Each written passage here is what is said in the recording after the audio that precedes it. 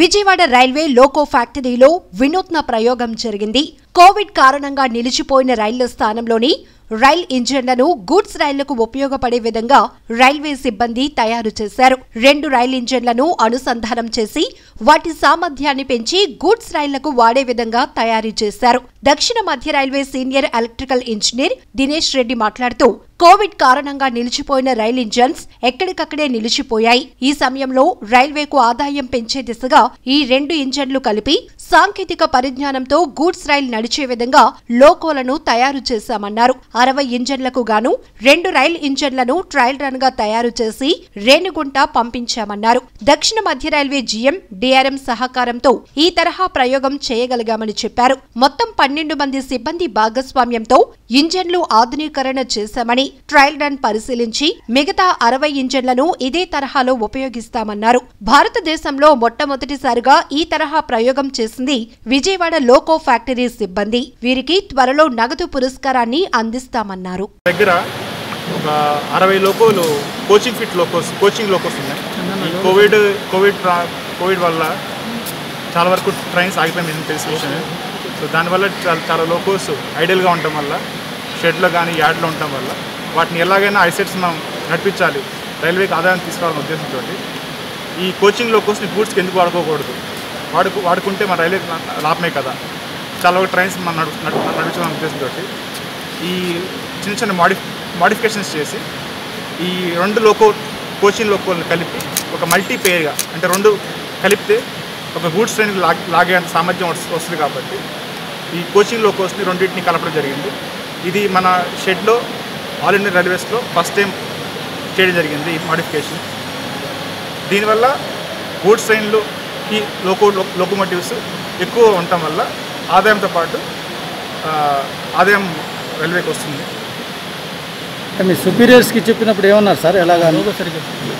ఇది మాకు ఈ ఉద్దేశం రాగానే మేము మా డిఆర్ఎం సార్కి, అలానే మా హెడ్ క్వార్టర్లో ఉన్న పీసీ సార్కి, జీమ్ ఆఫీస్కి చెప్తే వాళ్ళు కూడా ఓకే మంచి ఆలోచన గోహెడ్ అని చెప్పడం వల్ల మేము చాలా ఉత్సాహంతో ముందుకెళ్ళాం. అండ్ వాళ్ళ ప్రోత్సాహం వల్ల మేము ఈ షెడ్లో ఈ మాడిఫై చేయగలిగాం. సో ఫస్ట్ వాళ్ళని ఫస్ట్ చేయడం వల్ల సాధ్యమైంది. అంటే ఎలా స్పెషలిస్టులు ఎవరైనా వచ్చారా, లేకపోతే మీ ఇక్కడ ఉన్న మొత్తం వర్క్ అంతా కూడా మన షెడ్ స్టాఫ్, రైల్వే స్టాఫ్ మాత్రమే చేశారు.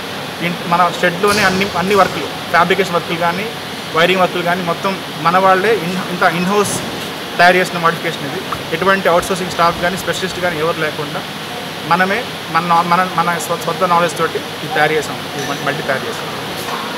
సుమారుగా 12 మంది పనిచేస్తారు. సో సూపర్వైజర్స్ 3, స్టాఫ్ వచ్చి 9 మంది పనిచేస్తారు. ఆఫీసర్స్ నాతో పాటు మా డిఈ, ఏఈ పనిచేశారు.